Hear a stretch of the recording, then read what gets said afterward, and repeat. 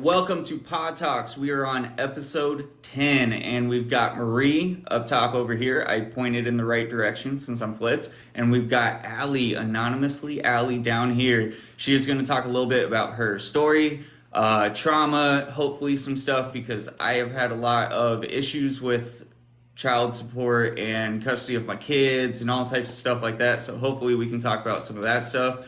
But first, we want to start off and learn about her childhood. So just what was the dynamic whenever you were growing up to start? What was your family situation and your childhood like? Honestly, I grew up in a nuclear family. I'm the oldest of four kids. And I have a brother that's 19 months younger than me, and then I have one that's 6 years younger, and a sister that's 7 years younger. So my brother that's 19 months younger and I had a completely different set of parents basically than my younger. And I think that rings true for a lot of oldest kids.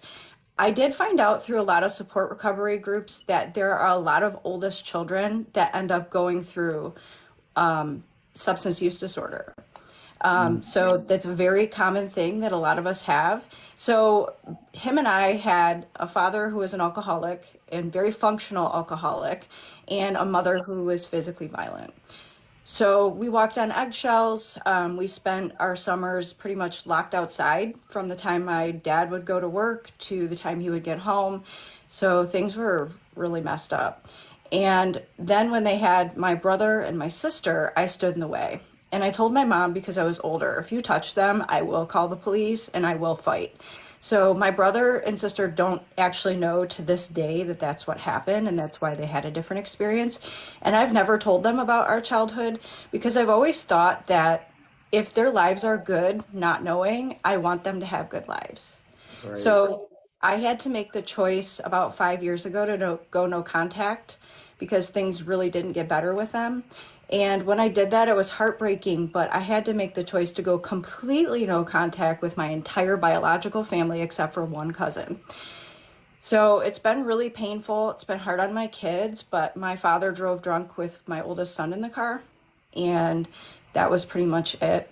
And then when I tried to reason with them about it, there was no reasoning. So I had to learn a lot of things about myself. I had to learn that the way that I handled things wasn't right. I was mimicking my mother. My mom's also a hypochondriac, which when you're a substance use disorder patient, having hypochondria or health anxiety even, that can play into a lot of it. So those are things I had to overcome. I found them seeping into my relationships. I noticed that you marry what you don't heal. So I ended up getting married really, really young. I was only 20 years old. And I didn't find out until I was at MGM Casino in Detroit that my ex-husband was lying about his age.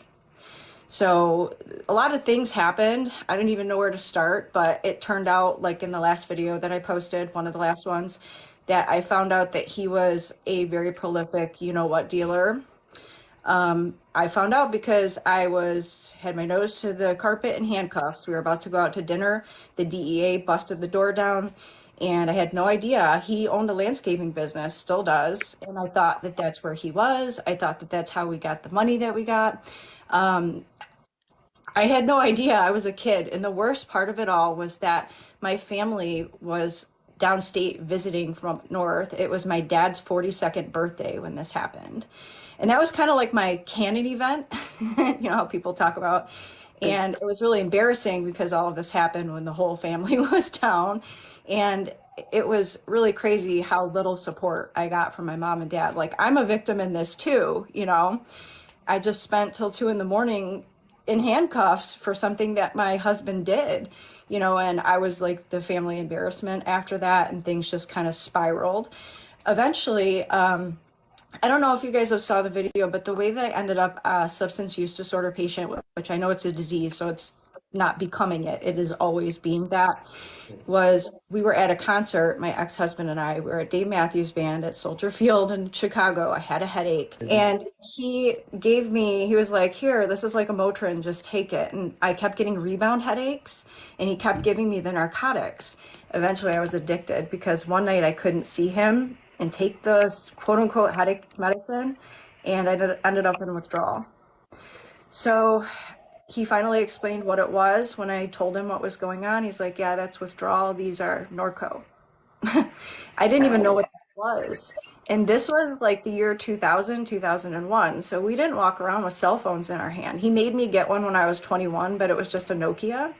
So I had no idea. I was very sheltered. I didn't really drink. I didn't ever party or anything. I was a quiet person. I think my cousin can attest to that. She's in the comments. I've always been very, very quiet and never did anything wrong, but I ended up addicted to opiate pain medication.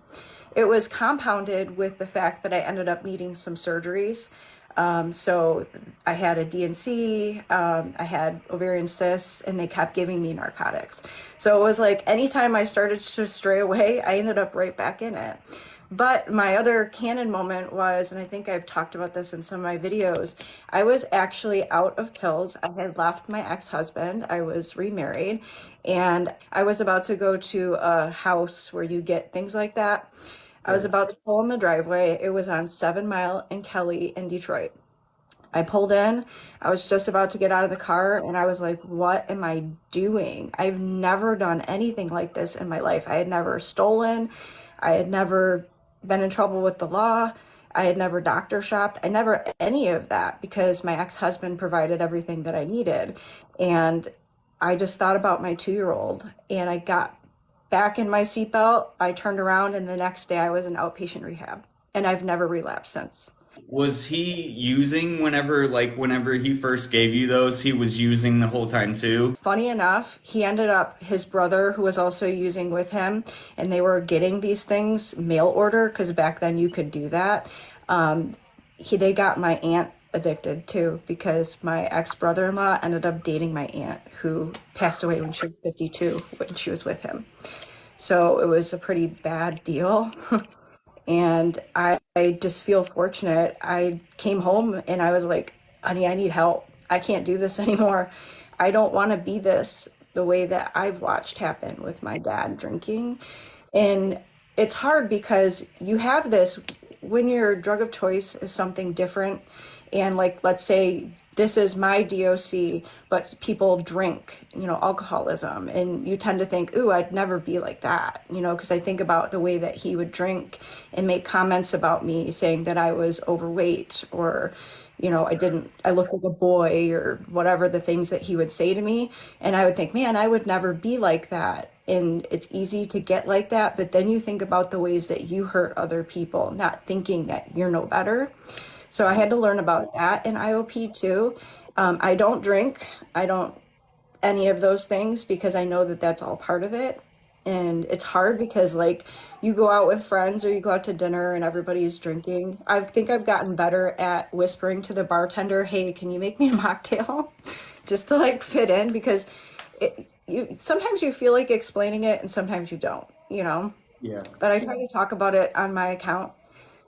I try to be, forthcoming about it and have humility because I think it's important for people to see regular creators talk about these struggles to normalize it. Because like I was saying in one of my videos, when I checked into Riverbends in Troy, Michigan, almost everybody there with me was an anesthesiologist, a surgeon, a teacher. I was tech support back then. I was an IT manager at a law firm. And these people were all professional people. They're your neighbors, they're your doctor, they're just regular people that have this disease. And a lot of it, was figuring out that every substance use disorder patient has a dual diagnosis. So all of us have something underlying that is part of the disease. Nobody just becomes a substance use disorder patient. It is depression, anxiety, OCD, BPD, all of that. How long were you using before you realized that, like, oh my God, this is an issue and I need help? I started in the year 2000, and I think, okay, I quit when I got pregnant with my oldest son. I quit right away. I tapered, no problem, done. It was like so easy for some reason back then. But then I started again when he was 2. I was just loading the dishwasher one day and I had so many things to do. And I was like, damn, if I could just have one. You think you're going to I move could do, faster, right? Like clean? I would feel Yeah. better. I wouldn't hurt. I'd be able to accomplish everything in a better mood. Just had one that started all again. So that was probably about 2009. And then I checked into rehab on 7/11/11.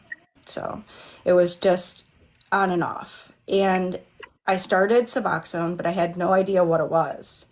I didn't really know what I was getting into. And I don't ever mean to put down MAT in any form. I don't believe in that at all, but I also think that they don't really give you a good idea of what you're getting into and what the future is going to look like when you start. They don't tell you that the half-life is this many days. They don't tell you, all of that stuff.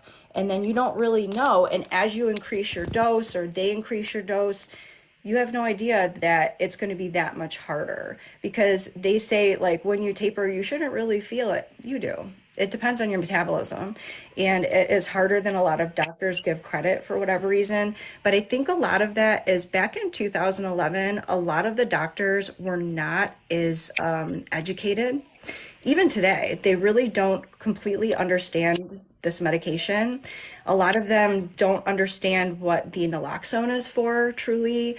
They don't understand the way that it gets into your bloodstream. A lot of them don't even know that the headaches are intracranial hypertension, because that's an actual side effect, which I actually have struggled with. A lot of people don't know that if you're on buprenorphine, you should not be taking Retin-A, because that will compound it and make you more at risk. So there's so many things that they don't tell you about the medication. And then you find yourself in this spot where you're like, dang, how did I get here? So I did try Sublocade, and I have obviously made the conscious decision that MAT is better than the prognosis for substance use disorder, which is not being alive. And that I probably will be on it for the rest of my life, and that's okay. Because every day that I'm on MAT is another day that I got to live, and I'm grateful for that. Can you share your experience about Sublocade? Because you know how passionate I am about it. And I know that you didn't really have a positive experience. And I'm open for that. It's interesting because at the practice that I was at where I got Sublocade, I became kind of a patient advocate, and a lot of it is because I run a group for moms in recovery, trying to get them help when they're pregnant, in a way that will protect them from things that can happen when pregnant mothers try to get help. And they knew that I was like that, into that kind of thing, and they knew that I've never failed a drug test, a weekly UA. So they made me the test patient. And I worked with Invidior, which is the company. It was called something different back then, but Reckitt Benckiser. So I ended up working with the drug rep and the medical information unit, and I learned a lot of things about these medications that a lot of people don't know. So it was a really cool experience. But the thing is that no matter what anybody says, taking Sublocade is like taking 8 milligrams a day of Suboxone. The 300 milligram shot, Yep, that correct? is about, Yeah, I it's like agree. taking 4 to 8, and no matter what anybody says, that's what it is. And if you are above 8 milligrams of actual Suboxone, which has the best bioavailability about everything, you will have issues if you're above that, and that's just the way it is. And a lot of doctors don't know that. But the experience that I had was very different. I think that everybody that wants to try it should, because if you can afford to buy films for a month, it might be a good risk to take because the freedom that it offers, and I wish that it would have worked for me. But unfortunately, it never dissolved. I got my first shot on October 26, 2018. I got it a month later and a month after that. All of them were 300, and none of them have dissolved to this day. So here we are in 2023, and I have 3 palpable lumps in my abdomen still, and nobody knows what to do about it. The problem is with these companies is that we become their guinea pigs for their medications. A lot of them don't actually pass clinical trials, but they pass the medications through the FDA approval process because the opiate crisis is considered a crisis or an emergency. So they'll pass through emergency use, and it hasn't really been tested quite enough for all of the scenarios that can happen, and we become the guinea pigs. So we've tried talking to the medical information unit, but they're in England and India. good luck getting a call back. There is literally no help for this. So that's the problem is that they don't have plans for when things go wrong. What is the percentage of things really going wrong? Because I see people getting scared in the comments. Yep. And Yeah. I don't want people to have fear. No, I don't have stand to. behind Sublocade 1,000%. You all know that. If anybody ever has any Sublocade questions, you could definitely reach out to me. I always talk people through their little things. What are the chances? Because I know with anything, there's risks.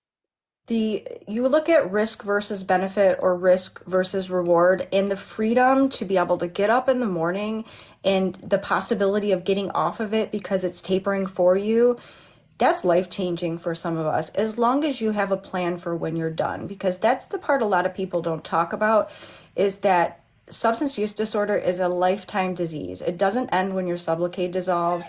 It doesn't end when you get off of your medication and you're stable. This is a lifetime of treatment. I know I see you go to your appointments, Marie, like even though, you're done, you still go. I mean, look at me. I quit for almost 3 years by myself, and one day ruined all of it. And that can happen off of MAT too. They say that statistically, the failure rate getting off of Suboxone is 90%. So that tells you need to have a big toolbox. Now, I don't know what it is for Sublocade though, but I would still recommend it. I mean, the freedom is amazing. And yeah, I have 3 lumps, but I tried and, maybe I can try again someday. And the thing that I learned too with that is it uses the technology of an Atrogel depot. So it's something they've used in other medications, I believe for maybe diabetes is one of them. And there are different forms of Sublocade by different manufacturers now that the non-compete or whatever it's called is done. So there's weekly, I think There's bi-weekly. Brixadi. It's called Brixadi. Yeah, because here's the thing. Like, if you're going to try Sublocade, what I would recommend is all of these things. Try to get 8 milligrams and below if you're on the brand name Suboxone. I would try to get under that, taper to that point, because that'll make it easier. And also have a plan for if it doesn't work. Even in the brochure, it says that some people will need transitional films. And the doctor needs to be okay with that. Number one, if he's not or she's not, I don't think I would go to that doctor for Sublocade. I agree. Because that means they don't understand, because steady state isn't reached for 5 months. You need to have 300s and 100s to reach what's called steady state. And until then, you might do well, you might not. It depends on how your body works. And there's no way to predict it. So I would have a month's supply ready, or I would have money saved up to buy it, because insurance companies are not going to pay for films and the shot at the same time. Just not going to happen. So they don't pay for 2 drugs. Mine did. Mine paid for transitional. Yeah, and I'm on Medicaid. They give, I Hey. got like 15 for the month, but I never needed to use them. Thank God. That's kind of interesting too, though. So whenever you said that the 300 is 8 milligrams, I've seen that too, and it's kind of made me wonder. I've had some people that go in whenever they've been taking like 8 milligrams, 12 milligrams, 16 milligrams, whatever, and they get that 300 milligram, and they feel the effects more than they would if they like in general, like if they had Yeah. just took it as a sub. And I'm guessing some of that is because of the way it goes into your body, but is there any other reason why? I think it's because they need to get you to Well, a therapeutic level. Sure. yes, it is the reaching of the steady state, but also there are some other things. I was getting into the Atrogel depot. Right. The way that the research and the things that I've been told is that water in, water and medication out. So staying hydrated is an important part of the dissolution of the Atrogel depot. However, as we all know, buprenorphine causes dehydration, which is why we all get dry mouth and end up with dental problems. So drinking as much water as you can tolerate, and staying hydrated obviously you need minerals in that water too to make it hydrating. That helps. The other thing is we've found, and the doctor's office has found, that a lot of it has to do with the fat in your abdomen. I have struggled with my weight so much. And I had a very, very thin abdomen at the time. I had nothing to pinch. And they say that the more fat that you have around that depot, the easier it's going to dissolve for you. So I think I'm almost thinking about doing it again now that I'm starting to get a little bit healthier. and putting on a little bit slow and steady pounds. And, I've heard that that's part of it too. So it's just like NAS. It's hard to predict. They never gave you a definitive reason, though, why it didn't dissolve. The only thing that they said was that it could be a scar tissue, kind of like when you get implants, I guess, that it could have Like an created adhesion almost. yeah, like how breast implants they get like a capsule around them. It could be something like that. I have like super, super bad health anxiety too, so thinking about that stuff just kind of gives me the ick. But they said it could be that. But the funny thing is that they've never actually researched it. They don't have any examples. And they tell you when you get the shot, and this is another caveat, is that you only have 14 days to remove it once it's put in. That's it. And good luck finding anybody to take it out. So these are all things that you have to think about. But like I said, the opposite of recovery is not making it. And the finding something that works for you is that, what could be the most amazing thing that ever happens. So why not try? If I have to have a lump for a And I month, have a question. The lump isn't does it physically, like you don't physically see it, right? Like it doesn't like really, does it bother you? no, you can't really see it anymore. Okay. I just want to make sure people understand like everything. Yeah, you can't really see it You anymore. can just feel it like when you're rubbing your abdomen, it feels a little harder, right? Yeah, I can feel it way down. The one he did, my first one was to the lower right quadrant of my belly button, but it was a little closer. The second one, I think, was higher on the left, and then the last one was by my left hip bone. He went too deep and too far down out of the area. But I have videos on my account of me getting the shot. I also put all my videos of my experience on YouTube. So you guys, if somebody wants to see it, I mean, I don't maintain that channel. I just wanted those up to help somebody because it was so new. So I documented my experience getting all of those shots and I took video of me actually getting the shot. And I have to say, you do feel like that burn and you do feel a little bit of soreness, but it's not a big deal for anybody who's afraid of it. Like, especially like you and I, Marie, we've had C-sections, right? Mm-hmm. I had one emergency C-section where they didn't have time to do anesthesia and they had to put me to sleep real quick. Wow. So if you can do that, you can do the injection. Yeah, Absolutely. and And that's what I always tell people because they're so fearful of the pain. But to me, it feels like a quick bee sting, and then the mhm. sting goes away, and you might feel a little soreness, but it's like not something that you can't deal with. And Yeah, and I the burn is common. I've noticed most of the time people have more trouble whenever the doctor is iffy. Like every time someone's had a problem, they've had an issue with the doctor. There's been something that just didn't seem right. And that's what I tell people. It's not really the medication that's a problem. It's usually the doctor, and that's when things get weird. We need to get Allie's YouTube channel. Can you please plug that in there? yeah, it's called Sublocade Journey. Um, Okay. that's the channel name. It's a little harder to find because it's old and it's from 2018 or something like that, or 2019, I think is when I put it up, the beginning of the year. And I haven't really maintained it, but it's still up. It's just buried Okay. because the algorithm sees there's so much more now. So it'll take a little finding. When I do your YouTube video, I will, we can find it or whatever, but I'll put that in the description also so whoever wants to see it can find it. So, And I heard that a lot of providers are starting to give Lido before the injection. So that might help too. I mean, I didn't get anything. I didn't get ice, I didn't get Lido, but that might help finding a provider that'll do that if you're afraid. I just talked to my doctor because my first shot, they put like this spray stuff. You know that cold spray stuff? They Lidocaine. use that. Then Mhm. my other shot, the other times I didn't get anything, but they told me when I was talking to them the last time for a check-in that now they're starting to ice patients 15 minutes prior, and they Yeah. notice that the ice is the best thing that works. I think I would do something. And what I learned to do too is that when something's gonna hurt, I pinch myself somewhere else to distract me, or I'll put headphones on. That's another thing too to talk about with recovery. is that I think a lot of us have anxiety issues. And I know that that's become like cliche almost. Health anxiety, anxiety in general. I know that the DOC that we're referring to, I don't want to say the word, can also cause a lot of that anxiety. And one of the things that I have learned that has been integral in my recovery in general and my anxiety disorder and CPTSD has been binaural beats in my headphones, panic attack talk down videos. I have entire playlists if anybody needs them.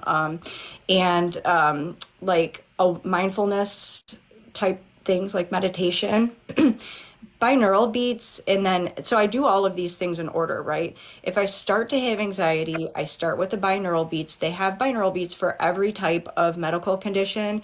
Like you could type in neck pain binaural beats because even something like that can start me spiraling. Oh, my neck's starting to hurt. What if I'm having a stroke? You know what I mean? Like this is where my mind goes. I'm getting better at it. And I used to end up in the emergency room like once a week because of it. And now, not at all. Like I wait until I know, like, if somebody else has to call an ambulance, that's when I know I need to go. But I used to be in the ER all the time because of the anxiety that I was left with. But binaural beats is where I start. I'll look up the condition on YouTube, find and put my headphones on, go in a quiet room, zone out. If that doesn't work, I try mindfulness and meditation and panic attack talk down videos. And if that doesn't work, I do a CBT worksheet from therapistaid.com.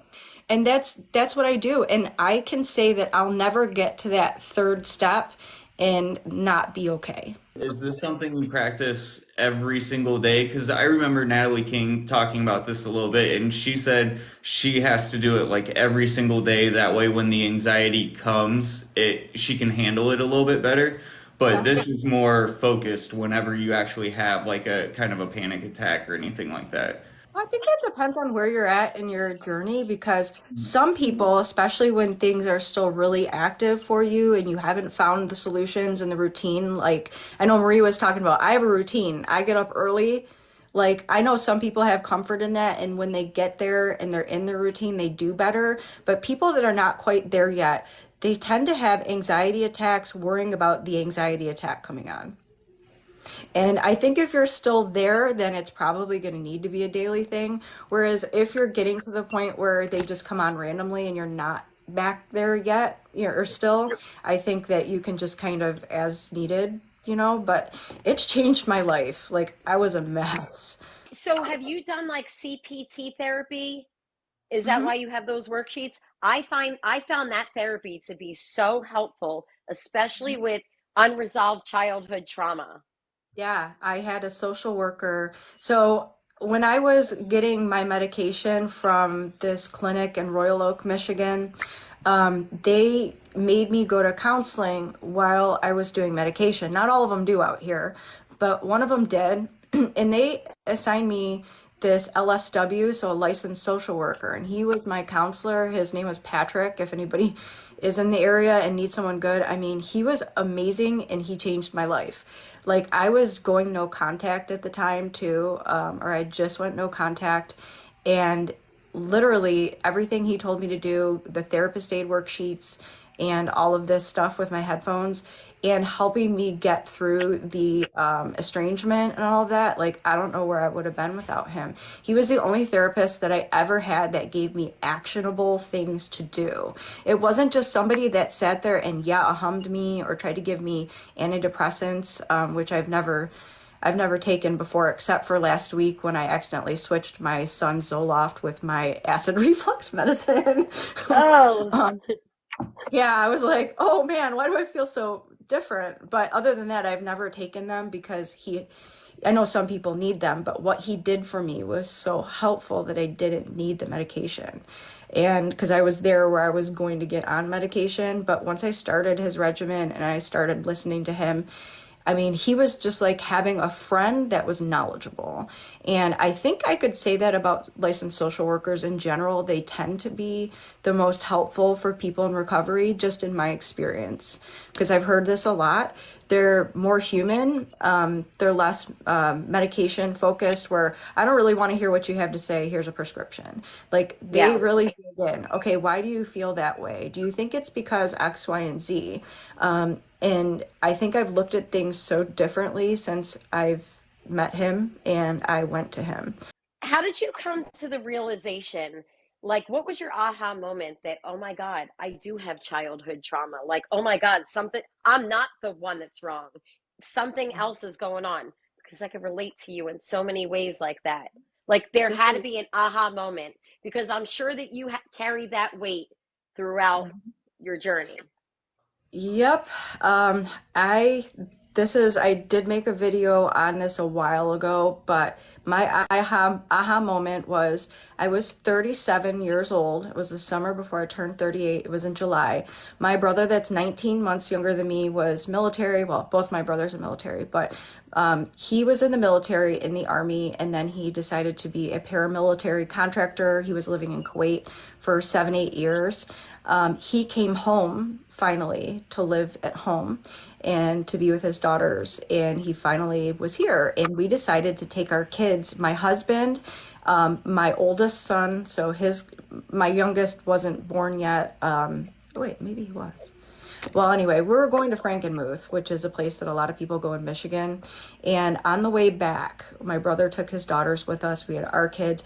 My brother was and this will matter in a minute, but my brother was in the passenger seat. My husband was driving, and I told my husband about my childhood and things like that, but I was still trying and still feeling like it was my fault because I had been gaslit for so long, and so had my brother. My brother is very clammed up. He's had a lot of things happen to him in the military and then with our family, and he doesn't talk about emotional things. He exploded.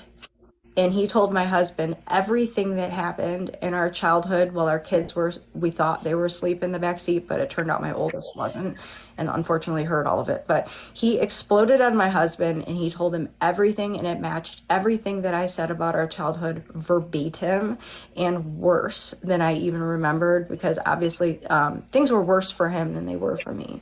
And a lot of things about my dad that I didn't realize happened to him.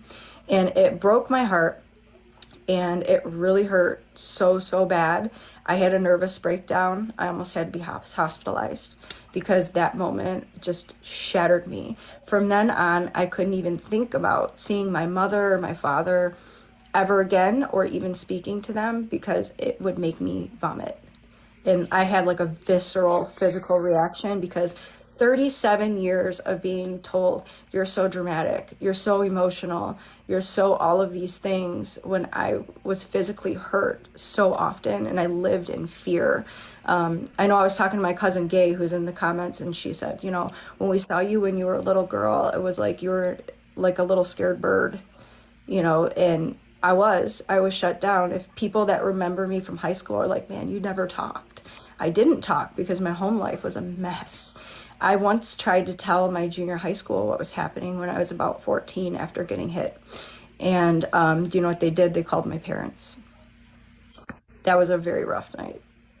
So they weren't equipped to handle things like this. And a lot of people in our extended family that lived closer to us, because we have family up north and then family local, they knew what was happening, but they didn't do anything, because back in the 80s it was normal. And in the 90s they called it corporal punishment, discipline. So after that, my mom was trying to contact us and trying to be a part of my kids' lives, and I had to tell them. I wrote them a certified letter. I went low contact, and I finally sent it to them, and I told them, look, this is what happened. This is how I feel and what it's done to me, and this is what I need to happen to have a relationship going forward. I told them, about the gaslighting and what happened to us when we're little. I was very polite, though, and it was very, hey, I'm giving you a shot here. You want to be in our lives? Let's go to therapy. You can even pick the therapist. I don't care. Boundaries. Yeah, but it turned out that no therapist in the area would even do that in the same room, because when somebody's done things like that to you, they will not see you in the same room. So they ended up not responding to me for almost a year. They would continue, even though I had a signature card that showed that my mom signed for it, they pretended like I never sent them the letter and just kept texting me like matter of fact. But I had had so many issues since I had been an adult. Things that had happened, like my dad driving drunk and my mom letting her with my son in the car when he was about 6. just so many things. We'd pull out of the driveway for Christmas Eve, and I thought everything was fine. My brother was, or my kids were in the back seat. My husband were pulling out. I get a text message from my mom that was accidentally included me. It was supposed to be my mom talking to my sister, but they were learning how to use group message and not very well. She said, "Oh, they're gone now. I can get out the good chocolate that you gave me."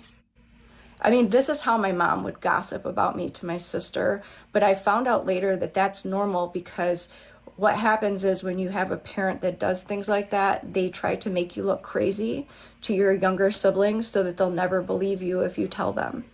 But joke's on her, I never told my sister or my brother because I want them to have a better life than me and I don't want them to hurt. So I just will never tell them, and I just went no contact because their lives are better off. How hard was it for you to set those boundaries? Because I know that that had to hurt. I know personally how hard that is. And setting boundaries, especially in recovery, is a huge piece to the puzzle. It was really hard, especially because my parents have spent so much time making me sound and look crazy to extended family. Like for instance, we went up to Charlevoix for a wedding for one of my cousins. So we packed three little kids in the car, drove all the way 4.5 hours away, got a hotel that at the time we couldn't even afford. We were so broke back then. We got the kids clothes for the wedding, and it was my cousin's wedding, and my dad was drinking and scared my stepdaughter, and we didn't want him to lose custody because my stepdaughter would have told her mother that my dad was drinking and poking at her and scaring her. We had to leave. So instead of telling my cousin, hey, I'm sorry, Heidi, I didn't mean to miss your wedding. I really wanted to be there. And how do I explain that to her without defaming or, saying bad things about my parents? I just left quietly and I never said a word. So they know what happened. They choose to make me look crazy, like I don't want to go to family parties or be around extended families, events and stuff like that. I just let them. And it hurts because I love my family. I love all of my extended family, but I can't know them. They have to pick. They have Your to be. mental health is more important than any of that. Mhm. There comes a time where you're like, you know what? I need to choose me. And my kids, because I would do anything for my kids to not feel the way that I do. Anything. And I think sometimes I'm a little bit over the top about it and I let them get away with stuff that I probably shouldn't. Or, for instance, and this is part of the anxiety that I had to work through, hearing dishes slamming in a cupboard or cleaning, like the sounds of someone cleaning, actually triggers me and I start shaking and things like that because I knew by the way my mom was slamming cupboards or dishes, I knew what was going to happen to me. I would hide under my bed or in a drawer of my dresser. I was really tiny when I was little. I would do these things because I was scared. And now I feel bad asking my kids to even clean or do anything like that because I associate those things. And I remember, when I was 4, I didn't make my bed. So I got one of the worst, of my life. And I associate those things. So I'm so easy on my kids. But they're good kids, though. It's like I know they know how to pick up after themselves. I just can't be mean about it because it's so awful and I need to get over that and I'm working on it. But they've turned out okay, so. I don't think a lot of people realize how much that stuff actually like influences you later in life, especially when you do have kids. Because like my mom, she was a compulsive liar. She's a Oh, narcissist. mine too. She's the type of person that has to be the victim and like with the kids now, she will ask why she hasn't seen them for so long and get upset, or she'll tell my dad, "Hey, you need to text or call Kyle and say something because he hasn't let us see the kids for a while." But they just never asked and we've been busy. Like that's something because it's never her. It's always got to be somebody else doing it, and she's had a lot of problems, and it made me realize what I didn't want to be, and it's formed a lot of the way I raise my kids. It's so hard. I can't I can't ever imagine a world where my children do things that I ask them to do because they fear me instead of because they love me, you know?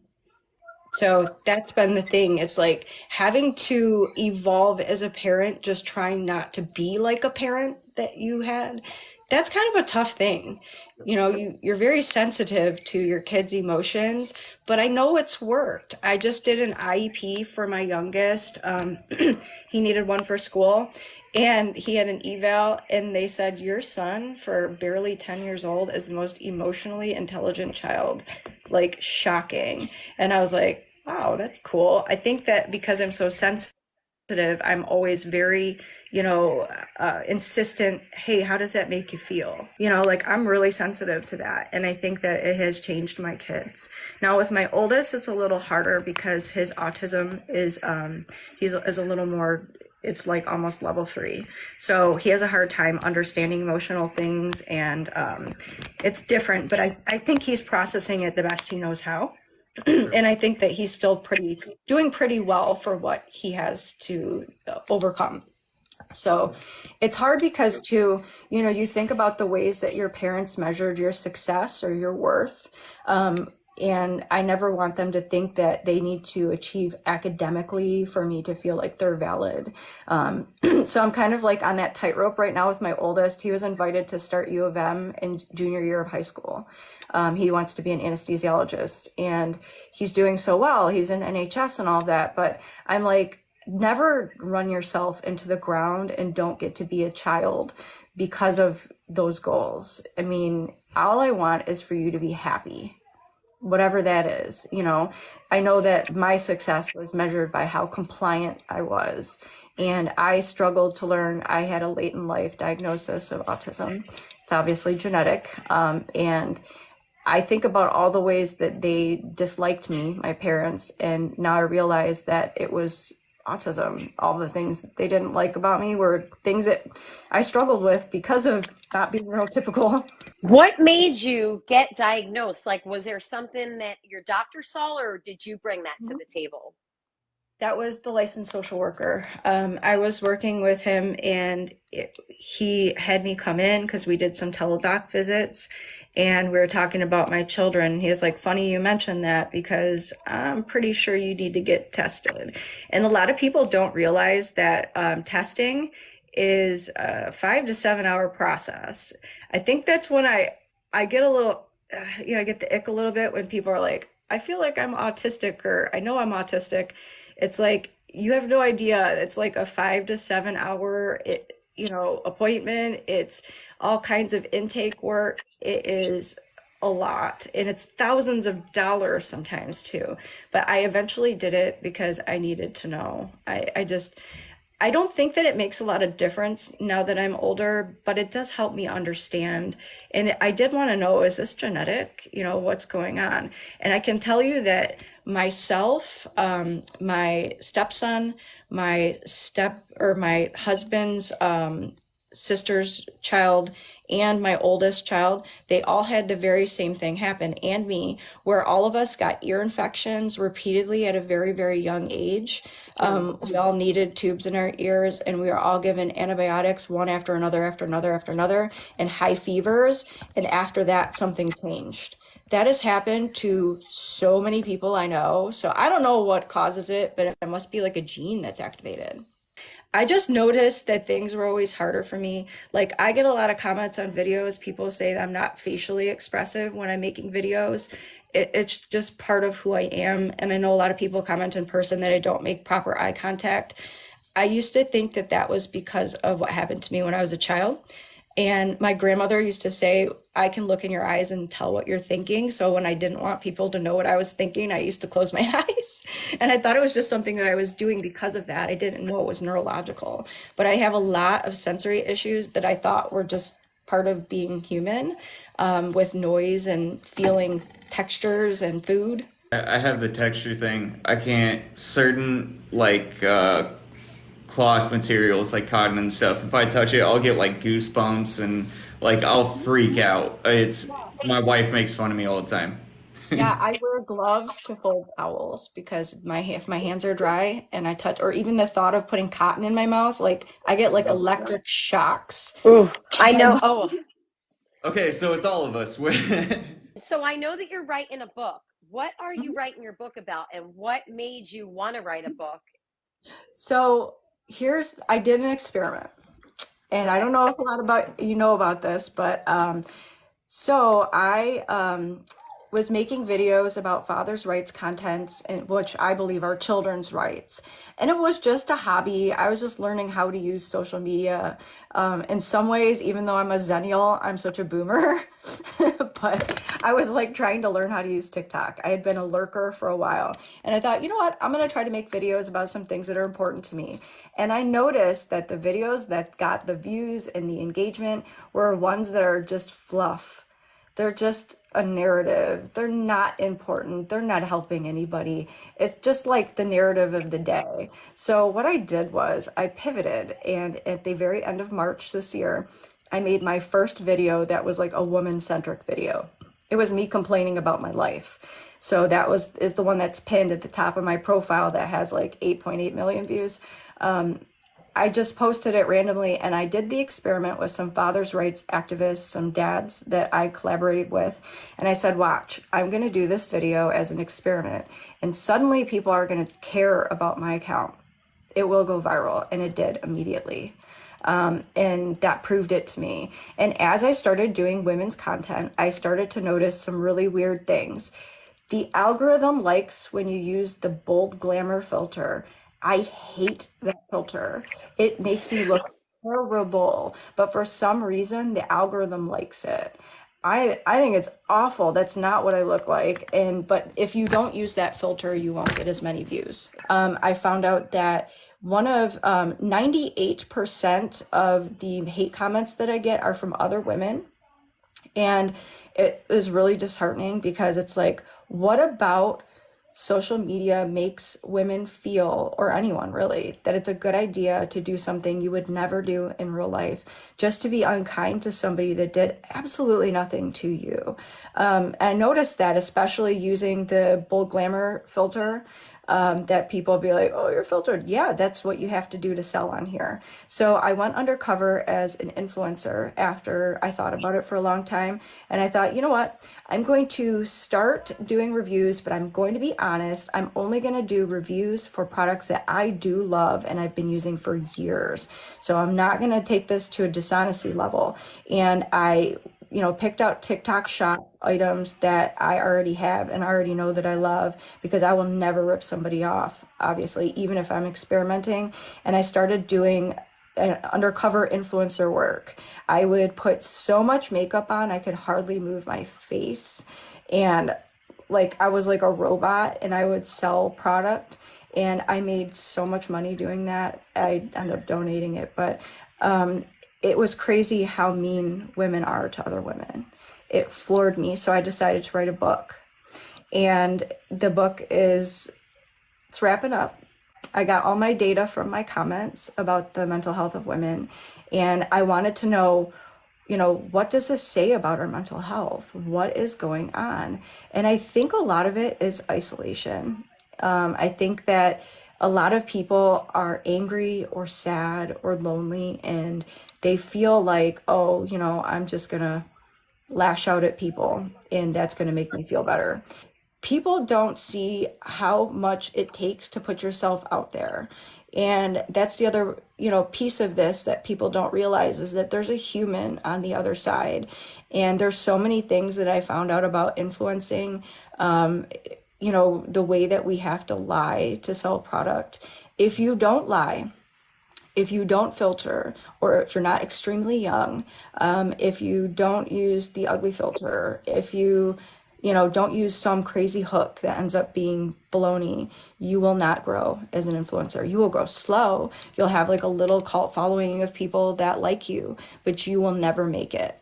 And that's part of the book that I'm writing. I had a brand. I was working on a collab because I use their products. They reached out to me a couple months ago, and I was like, okay, I would love to do a collab with you because I use your product. But they're like, oh, well, try our tape-in extensions. I'm like, well, I don't like your tape-in extensions. I only like the ponytail one because your tape-ins can't handle one wash and they're trash. And they're like, oh, well, we upgraded it. Try this out, and see what you think and do review videos and collabs. But they sent it to me for free. So you have to disclose that if you review it or tell people to buy it. And then I said, when I went to post the review, they said, hey, time to post it. And I had all the videos ready. And I said, do you want me to link it to TikTok Shop? Or do you want me to say, it's in my Amazon storefront? And they said, oh, no, just say it's an honest review. Don't disclose it. And I was like, well, I can't do that. That's against FTC regulations. I can get fined for that. And they were like, oh, no, no problem. Here's a bunch of links to videos from people that lied for us. So all of my favorite influencers that I watch that are huge, I suddenly had links from all of their videos lying, pretending that this product was a natural review, organic, with no disclosure. So, and I have all of this in email. And I was like, damn, this is really what it's all about, isn't it? So, and it's sick because we do this to other women. We know that they're going to buy this product, they're going to wash their hair, and it's going to be a rat's nest, and they're going to be depressed, and they're going to think it's them, and they're going to waste all of this money that they probably didn't barely even have. And you just did that to another woman, but you don't care because you made money. So this is part of it too. I am so sick of it. Just like I have my traffic suppressed right now because I posted a video of a U.S. Senate hearing, just the video, and the just a quote from the video. So I'm on a traffic suppression right now, and I have been for 2 months. I'm being punished for being honest because it was about the jab. That was what the Congress hearing was about. So I got a strike for that. And I didn't even say a word about it. I just posted a quote. And then the month before that, I posted an article on the National Institutes of Health about how Retin-A can cause headaches and intracranial swelling. It's important for recovery patients on MAT to know that. I just posted a video about it. It was all factual. I got a strike for that last month. So they're suppressing, every time I'm honest, they suppress my traffic. And that's all part of the game. It's just like right now, like Marie and I have talked about it a little bit, especially with TikTok. It's not so much the same on other platforms, but with TikTok, if you aren't selling something, like if you don't have the shop, or if, like you said, you aren't doing some like drama-filled rant or something like that, you aren't getting views right now. TikTok has completely moved to people who are in the shop because that makes them more money. So if you're a creator trying to make it right now, just doing honest content, you can't. You won't get anything. Yeah, well, and if you are in the shop, like me pretending to be an influencer, and you tell the truth about something or whatever, then they suppress you anyway. And that's what I'm going through right now. But I don't care because I'm using it for data. So if anybody is watching, if I'm in a video and I look like I have the ugly filter on and I'm talking about a product, I want you to know this. My review is authentic. I will never, ever rip somebody off like that. I don't care if it's for a book or what it is, but I am using it for data and I am doing it on purpose. And if you think my skin is this or my nose is this perfect or whatever it is, please look at my other videos where I'm not filtered, because that's not what I look like. Now, nor would I even want to, but I hate when, there's the other side of it. There's the mean comments, and then there's the people that want to look like you, especially they see that I'm 43. How do you look like that? It's a filter. That's not what I look like. And that hurts people when people do things like that. So just know that if I put a rage baby video out, it's because I'm using the data. I'm going to have some coming out. I have a lot pre-filmed. I took a break from TikTok for a while where I was just answering comments and posting pre-filmed content because I just couldn't do it anymore. I just needed a break and I needed to work on my book. So just know that's not the real me. I try to balance it out so people remember who I'm not really that, To kind of get into a different subject, I want to learn about what got you into the whole father's rights with their kids and stuff like that. So I often think about how different my life would be if my dad wasn't an alcoholic and he would have been more active in my life. How would things be different? Because they say, your father is the first man that will break your heart. And your father telling you that you're worth something and making you feel valuable for your brain will change it around, or could change it around, for you believing that your body is currency.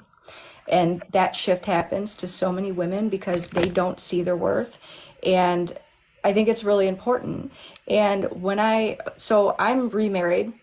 I got married when I was really young, and then I divorced him 8 or so years later. And then I remarried, and I've been with my current husband since May 1st, 2009. And he has 2 children from his prior marriage. I have one, and then we have one together. And his kids are now, his daughter is 18 and his son is 15. And when they've been fighting. When he left her, I guess there was a lot of turmoil. I didn't see any of it, but he, got alienated from his kids. It's such a long story, so I'm trying to think of what I could even say in this amount of time. But she was trying to get citizenship, and this is why I hate the passport bros movement with a passion, is because she was here on a student visa. She is not a citizen, or was not a citizen of the United States. Her family is very wealthy, very powerful, and very famous in Asia. And she came here to escape her father because she hated him. She has like daddy issues to the max, I guess you'd call it. I mean, she just doesn't want to even be in the same country as him. They were working together, and she hit on him and got him to get her fiance visa, convinced him that she loved him. And as soon as they got married, her whole sole purpose in the marriage was just appearances so she could get full citizenship. Cranked out one kid, because that kind of locks it down a little bit and makes it easier to apply for citizenship at the 5-year mark. And then she looked at him one day and said, we need to have a second kid to play with the first one. Like it's a thing and not a person. It's just been such a hard journey for him. And she admits that, which is all of this, which is crazy.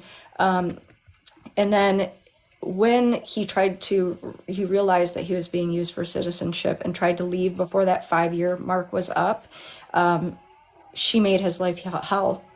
They worked together, and her family owned the company that he worked for. They tried to block him from getting jobs by slandering him to any person that would call to verify the 11 years of blood, sweat, and tears he put into that company. They insisted on getting the house that he bought with money that he had for her before they got married, just so that she could let it foreclose so he would be bankrupt, because she doesn't need money. Her family's wealthy. She doesn't need credit. All these very sinister, very disgusting things to do to another human being because of her rage of not being able to get citizenship, possibly. She ended up getting it anyway, but she's had this vendetta. How dare you leave me? He slept on the couch for 4 years. They weren't even together, except for when she insisted they have a child. It was just a living hell living there. And then as soon as those babies popped out, she alienated the kids from him. She would push him out of the way when he'd even try to change a diaper. She would talk about him at work, and to anybody that would listen and say he's lazy, he's a bad dad. Totally not true. I mean, I know I've had a child with him, and I've seen him with my stepkids. Totally not true. Slander him, whatever. And basically she's alienated him. She's tried bankrupting him. It's just been awful. And I'm like, how do you get away with that? They were in the court for the custody hearing, and the judge said, I don't believe in 50-50 custody. I'm like, what? I mean, he lived down the street, got an apartment right down the street from them, and he said, I just don't believe in it. That's how easy it is to bastardize a child for profit. I started digging into the system, and I found out that child support fees from Title IVD funds judges' retirement funds. So basically, moms are being convinced that they won something. They didn't. They are renting their children out. That's what it is from the state.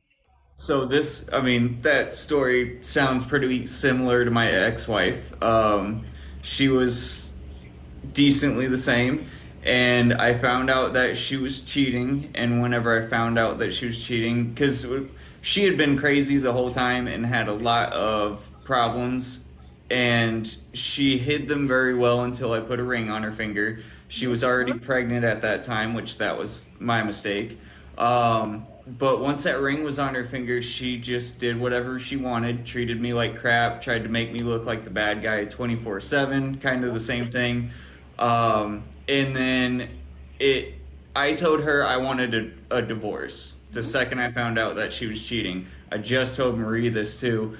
I went to work. She called into work that next day and filed for divorce first because she knew if she did that, she would have a better shot with the judge because it would make me look like the bad guy. And then after all that, we went in front of the judge, and I was given no chance. I was told you're just shit out of luck, and because I wanted 50-50 custody, I was trying to do things right because I didn't know how she was going to be, and she tried taking as much as possible. She started getting 40% of my paycheck, which is a lot for one child. I currently pay for her child also with another man. Yeah, I pay for that child too, even though I have a child with another woman too. So you would think it would kind of balance out. It was basically just she. I explained it the other day. She could literally be out there unaliving every single person she saw, and I could be like the Pope or could do anything I wanted, and I would not get my kids. Well, not get my son. And it doesn't matter. And I have no say in any of it. None of it can change. There's no possible way to do anything except just deal with it until he's old enough.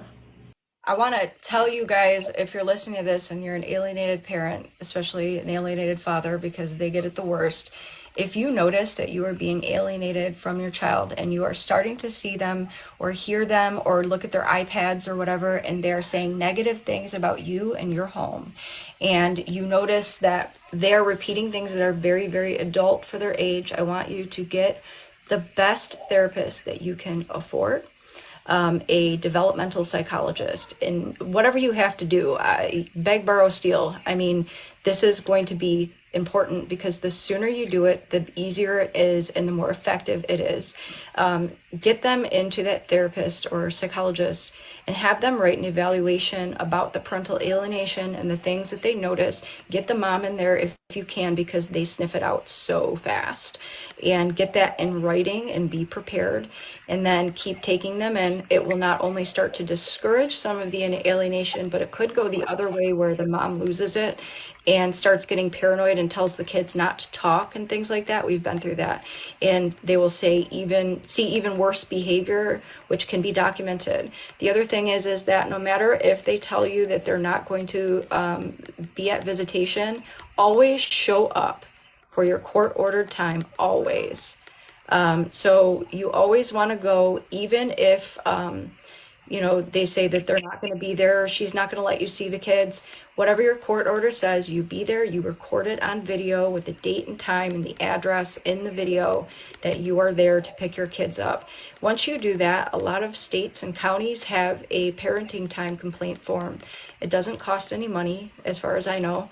It doesn't here in Michigan, and it doesn't in a lot of states. All you do is email it.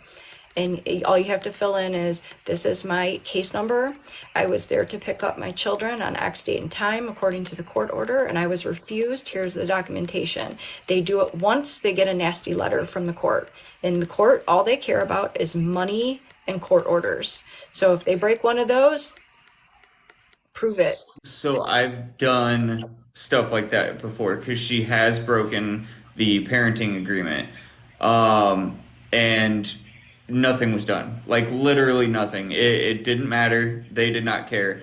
I was late to pick up Jax one time, and just because I think it was like 15, 20 minutes, I was fairly late, but it was for something simple. I was dealing with my daughter. It was later on.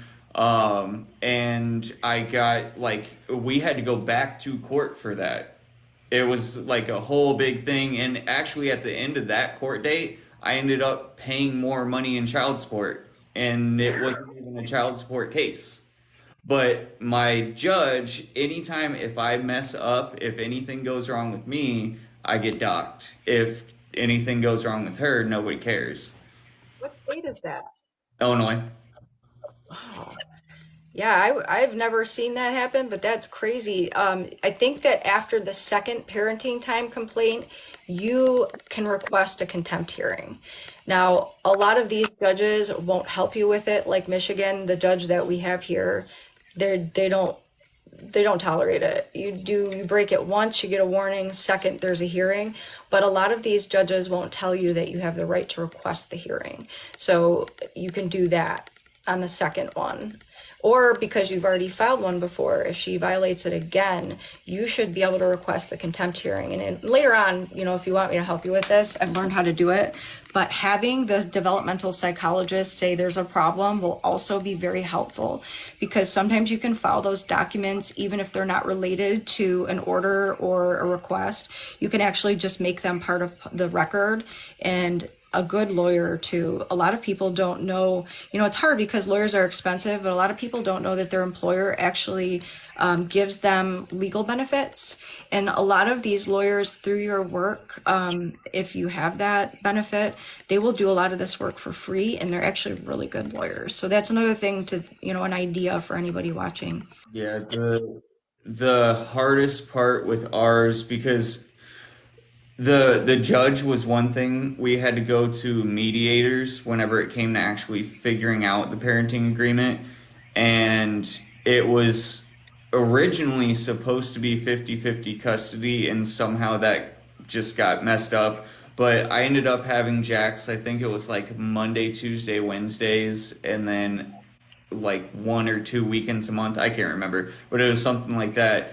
She ended up moving to, it was like a place that's 30 minutes away, a different town basically, and changing the school that he went to so he was no longer in this district school, because then I couldn't have him during the weekdays, and the only chance I could possibly have him is during the weekends.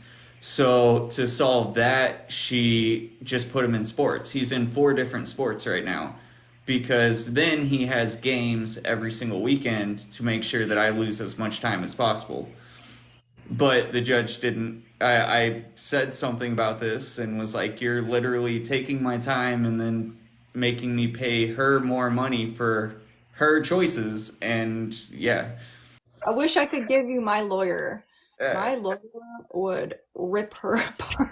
And I think that's a lot of it. A lot of these lawyers, the ones that are affordable, they will do the bare minimum because they think, well, if we go to trial or if we push it anymore, you're not going to be able to pay for it because I know how expensive I am. They do it on purpose. So they'll just do the bare minimum to get the money that they're charging, or just the retainer to use it up. But there's some lawyers like mine that will just shark it. I mean, by the time our attorney was done with my husband's case, because we finally had the means to do something about it, basically we could have full custody of all the kids, and she'd be unsupervised. It all depends on the attorney and how connected that attorney is to the judge there. That's a lot of it too, unfortunately. Do you have a way or resources to help people find good attorneys? Like, what are some questions that you would ask those attorneys? I think I would look at their prior cases. A lot of cases Smart. is public. It's not gonna, and also you want to look at their reviews. If people are complaining about them from the other side, that's who you want. That's how I picked this lawyer. People hated her. They were like, oh my gosh, she made this happen, or, because of her, my whatever. I'm like, that's who I want. I want no mercy. I used to be a very docile and very let people walk all over me person. I think that that's something that substance use disorder patients do have in common, is that we are so used to feeling lesser than, that we feel like we need to be ultra nice to people that don't even deserve that. We feel like we have to tiptoe around people's feelings and not speak up, and we get ran over. But I have definitely, since being in therapy and especially getting older now, I've changed. Like, I don't deal with anything. Somebody crosses me, I sue them. I'm done. That's how I handle my life now. Like, if you inconvenience me in a way that's against the law, I will sue you. And I just had my lawyer handle it. And finding somebody that is cool with that, that's the key. But I just happened to find a good one right out of the gate. I got the list from my husband's work benefits for lawyers that, they do discounts or they do free legal work for people that have that insurance from their employer. And the first one I researched, everybody hated her. And then I called her up and I could tell by the way she was talking. She was knowledgeable. She knew the judge. That's another thing. You want them to know the judge in your county, how they operate, how they tend to rule on cases. That's another like green flag. And you want people to complain about them being a shark. And I think that that's something a lot of people that are in recovery can use, because we're, still processing things, we're still healing, and sometimes we don't have the strength to tell people off or to fight for what's ours or say, hey, you ripped me off. So sometimes just having an attorney that's affordable and good and just say, hey, go get them. That's how I roll now. So it sounds weird, but just being litigious has made things a lot easier for me. So I just wanted to ask you, because we did discuss this. So when you were researching yourself to come on here today, you found some really interesting information out, correct? I made that video, and I know Oprah is a really polarizing topic right now. I think that there's a lot of people that have done good things for the world that aren't necessarily inherently good, or they're good people that sometimes do bad things or make mistakes. I don't know her, so it's not for me to judge, but it's very polarizing right now because of Maui and all of that. But I can say that regardless of anything Oprah's done, I enjoyed her show when I was a kid. It was very grounding. It was very helpful. And some of her videos are helpful. The guests that she had on the show. So I made that video because it was a video that really helped me a lot. And I just posted it and it just went pretty viral. And Oprah commented on it, and then her PR team I don't know, they ended up doing a article on my video on the Oprah's website. So that was pretty cool. I did respond to her in my comments, but I think that she's probably not into reading a lot of her comments because she gets so much hate. She's talked about that before. But I know her story too. If you learn about who Oprah is as a person and what's happened to her, she's really overcome a lot. And even if, somebody doesn't like her, the things that she's been through are just wow. She's no different than the rest of us, or she wasn't. Now she's a billionaire. And I know people say, no billionaire is ethical. There's something wrong with that person, so I feel bad. But yeah, I did find out that she put me on her website and did an article about my video, and that was pretty cool. It was like the first time that anyone's done that about my content, because I generally say no when somebody asks me. Right. So I have news stations that DM me all the time and ask to do articles on my content. But because my videos, I do videos that aren't about me. They're just about topics, like the one where I'm talking about how women in 2023 aren't having children and getting married. It's not me talking about something that's about me. I have children. It's about something that's popular right now, and I'm using the comments for data. And I know if they do a news article on that, like they've wanted to, they're going to paint me as a childless woman. And when I tell them that, I'm like, you can do a news article on me, but I'm not childless. So you can't say that I am. I have my kids that'll hurt their feelings, and my husband, So I generally turn down the articles because my videos are rage baity. They're to start conversation, and it's not really who I am. It's data for a book, and I don't want it to be disingenuous, and I don't want to hurt people that I love. So that was written without my knowledge or consent, so I was really surprised. One thing I did want to ask, so since most of what you're doing is for the book, what do you plan on doing with your content afterwards? I think it depends. If people want me to keep going, I'll check in. I do find it a little bit of an outlet. It is kind of fun. There are some things that I do, like I have professional filming equipment. I have all of the lighting and the cameras and stuff like that. But I purposely make lower quality videos so that they're more relatable. I think that maybe if I turn it into a hobby, I'll actually make more professional videos. That might be cool, but I think, you know, there's a lot of things that can be talked about, and I'm sure that I'll probably talk about the book. You could probably even do little segments where you read little parts of your book, like little chapters of your book, give like a little preview. Yeah, because I'm really hoping, I know that, you know, they say one person can change the world, and that feels like a very daunting task. But if we can normalize normal, if, you know, that content could be popular, I don't know if it will be, you know, because me rage baiting for the content and the data and all of that, that's what gets the views. Me talking about the honesty portion is not. But I think that that speaks to something larger, is that to be a very good digital citizen and to be very digitally aware means that what you like, what you interact with is what you will become, because what you see becomes your thoughts, becomes your feelings, becomes your actions. So when you're flipping through your feed, if you don't agree with that, if you don't want that in your mind and you don't like that narrative, swipe quickly. You got 5 seconds before it becomes part of your FYP and it becomes a view for them. Let's start telling these creators that we want things that are helpful and real, that are honest, that make sense, you know, that we don't want to see rage bait videos. It bothers me sometimes when I see so many videos go viral that are just nonsense, and Mhm. then you put out information that's really honest and educational for people, and Mhm. there's like under 200 views on the video. It's like doesn't even get pushed out. I notice a lot of like videos with like Sublocade do not get views. That's the rough part of life. That's not the glamorous part. It's the helpful, it's the honest. And I think that if we start finding small beauty creators that are honest, I have a list of them on a video that are unfiltered when they're doing their reviews. They're not paid for, they can't be bought, but they're smaller. They have like 10K or 40K. These are the women we should be interacting with and empowering. Real people is what we need to start doing. We need to start ignoring all of this other stuff, because this is what sells and this is what the app thinks that we want to see. We say that we want to see unfiltered. Well, if we really want to see unfiltered, honest content, then why is the filtered, not honest content so viral? It's because we're interacting with it.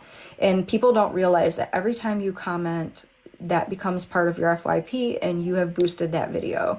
I have a personal code of ethics when I use social media in our household and in general. So in our household, you're not allowed to have social media unless you're making money. So unless it's for a job or for money. And if you are making money, there are a list of things that you need to do. And we have like a whole protocol in our house. My husband's cybersecurity. So we have some things that we like make them abide by. And you know, having those ethos. I don't like or interact with videos where there are children featured several times where the content is about the children. If that video is about the children, I will not interact with it and I will not interested on it. If there are a video where the only person in the video is a child, not interested. I literally push that button because there's no place for that. Those children cannot consent. You know, the rage baity videos, I'm not interested in them. People that do things that are dangerous, like a mom or whatever riding on a lawnmower with the blades on with a kid, no, it's not funny. You know, so things like that. Like I try to, if you have like a personal code of ethics for yourself on how you can be a smart consumer of social media and you adhere to that, I think that every child learning should be doing that and every adult. And that could make the world a better place. And then we could start seeing what we want and need to see. Truly appreciate you. I know that you were nervous about coming on today, and Kyle and I really appreciate and we're grateful that you came on. Thank you. You know, people don't realize how much we go through to get our prescriptions. It's like all the steps that we go through and the anxiety of refill day and stuff like that I think that more people need to understand that too. You're going to get kicked around a lot in recovery. You're going to have pharmacists say things that are rude to you. You're going to feel like you have to beg for your medication. You might even dress nice for your appointment because you don't want people to stigmatize you. But don't worry about that, because every day that you're alive is a day that you weren't supposed to have. So don't let people like that bring you down. Allie, thank you for being here. This was fun. I liked it. You had so It much. was fun. Thank you for having me. I managed to hide the self tanner on my palm. You did a great job. Awesome. I'm getting ready to film, so I have to coat myself in self tanner to pretend to be an influencer. Ah, Got it. Okay. gotcha. I can't wait to see what comes with the book too. So Thank you. Nice meeting you Yes. guys. Comments.